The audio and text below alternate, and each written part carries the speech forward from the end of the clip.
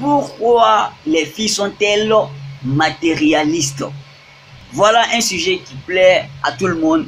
Alors, aujourd'hui, j'ai eu le courage de m'asseoir devant cette caméra pour vous expliquer ce sujet-là. Franchement, ça n'a pas été facile parce que je me suis dit, en développant ce sujet, est-ce que je ne veux pas offenser, comment dirais-je, certaines filles, ou bien est-ce que je ne veux pas offenser les filles? Bon, c'est pas mon objectif. Donc, si à travers ma vidéo, tu t'es senti offensé, tu m'excuses parce que c'est pas mon objectif en faisant cette vidéo. En tout cas, je m'excuse d'abord avant de commencer ce sujet. En tout cas, je m'excuse les filles, excusez-moi, je m'excuse.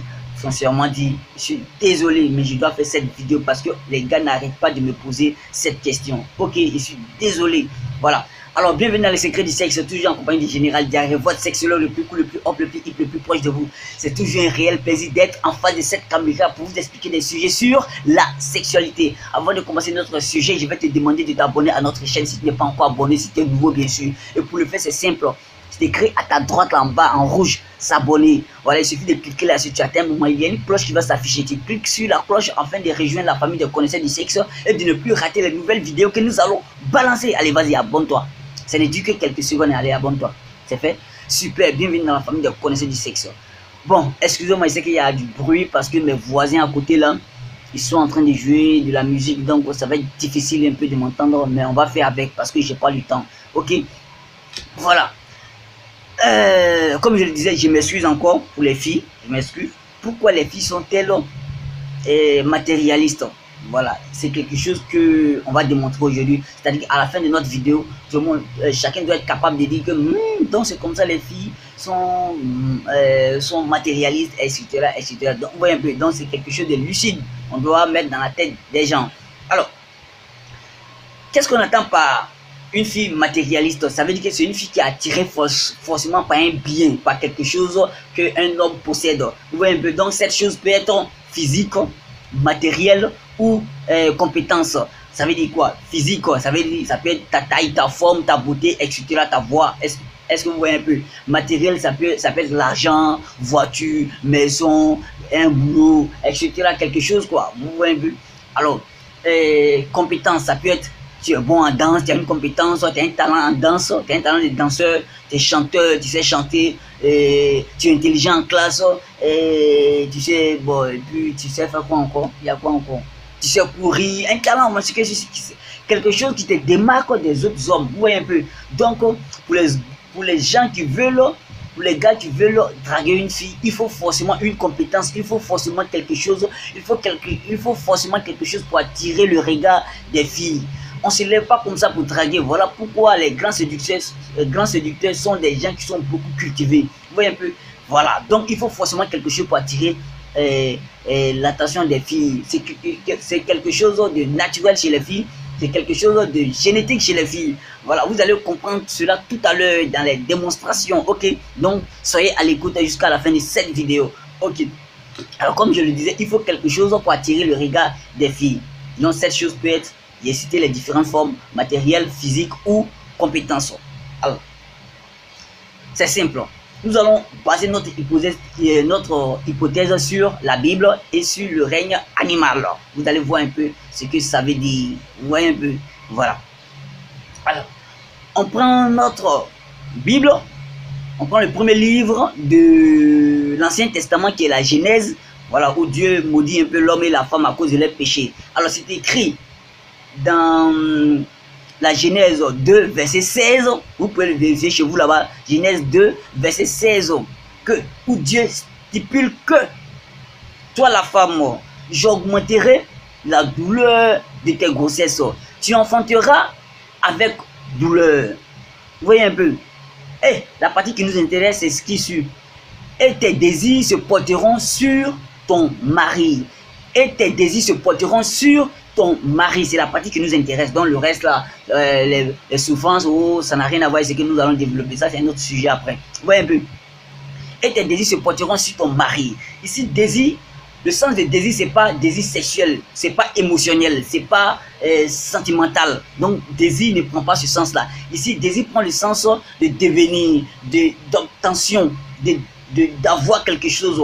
Par exemple, je dis par exemple, je désire avoir une voiture, je désire devenir PDG, je désire être comme ça. Donc, le désir prend le sens de devenir, de désir prédit un peu l'avenir, la finalité. Donc, c'est sur ce sens du mot désir qu'on va essayer de développer. Alors, si désir prend ce sens-là, ça veut dire que la nature, ça veut dire que la finalité de la femme dépend un peu de l'homme. Le rêve de la femme dépend un peu de l'homme. Sinon, on va se poser la question à savoir pourquoi, comment dirais-je, les femmes sont-elles attirées par le matériel, tout cela. Tout simplement parce que les femmes, elles ont un but précis quand elles sont attirées par un homme ou par quelque chose dont un homme possède. C'est simple, juste pour leur objectif, c'est d'assumer ou bien d'assurer leur progéniture, c'est-à-dire que leurs descendants, d'assurer leur avenir, d'assurer leur vie, voilà, ou soit d'améliorer leurs conditions de vie. Vous voyez un peu. Donc, une femme, quand elle s'intéresse à quelque chose ou bien à un homme, c'est pour un but précis. Vous voyez un peu. Donc, c'est naturel chez la femme. C'est écrit dans la Bible, c'est naturel chez la femme. Donc, le fait d'être attiré par quelque chose est naturel chez la femme.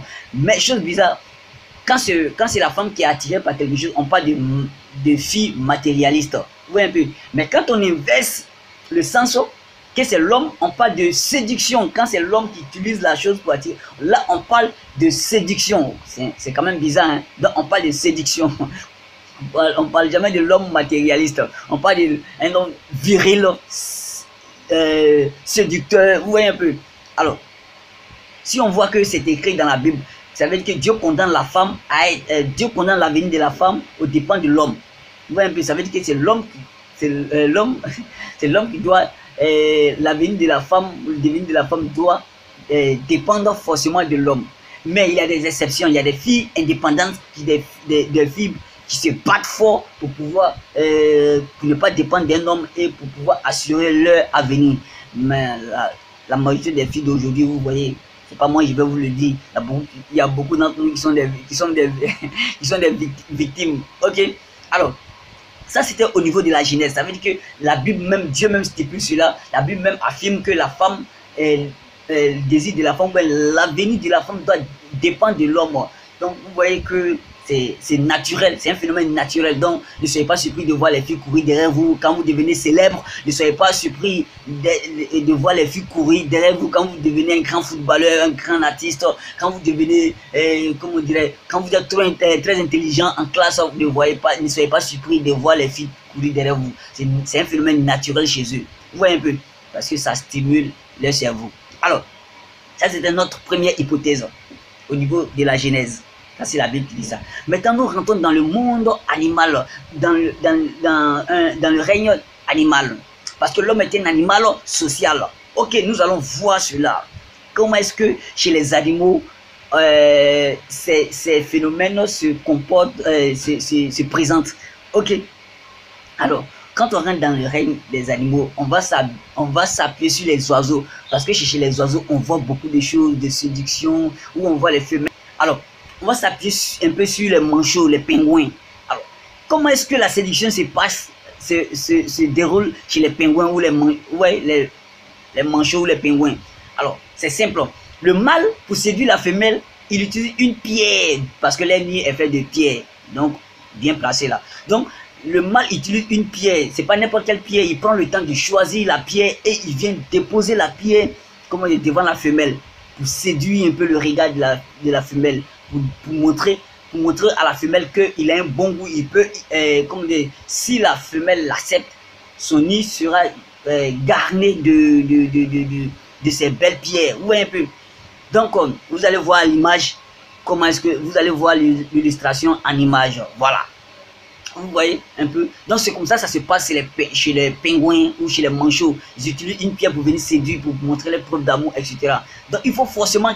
Ça veut dire que dans la séduction, plus qu'on connaît, on sait que la femme est attirée forcément par quelque chose. Donc, il faut forcément un bien matériel ou bien quelque chose qui peut attirer le regard des filles. Alors, après, chez les pingouins, on a on appelle ça les flamants roses. Les flamants roses sont les oiseaux à long cou, longue patte. Voilà. Eux, chez eux, c'est la danse. Les mâles utilisent la danse pour séduire les femelles. Il faut avoir une compétence, d'où je le disais, un talent.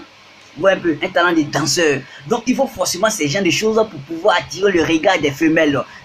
Excusez, des filles, bien sûr, des filles, excusez-moi. Voilà, il faut forcément, donc vous allez voir l'image, vous allez voir les images passer. Donc, il faut forcément un talent, un physique, comment dire, un matériel, un peu. Donc, il faut forcément ces genres de choses. Après ça, on descend dans le monde où la force règne. Il y a des animaux où la force règne. Par exemple, bon, on reste dans le cadre des oiseaux. Voilà. On a un peu chez les paons. Voilà. L'exemple est clair chez les paons. Les paons, ils utilisent la beauté. La beauté. Ou un peu de leur plumage pour attirer, comme on dirait, genre, les femelles. Donc, les femelles sont attirées par la beauté, la couleur du plumage du mâle, la queue du plumage du mâle, pour pouvoir mettre au monde des descendants vraiment très magnifiques, très jolis. Ou un peu, voilà pourquoi elles font ces choix. Donc il faut attirer le regard des filles avec quelque chose. Alors, après, chez les animaux, on va rentrer dans le monde où la force domine. Il y a certains animaux, par exemple chez les lions, ou chez eux, ils usent de la force, ils imposent, ils se battent. Donc les femelles sont attirées par les plus forts, par les plus imposants. Vous voyez un peu ça, par les plus forts, par les plus imposants. Vous voyez.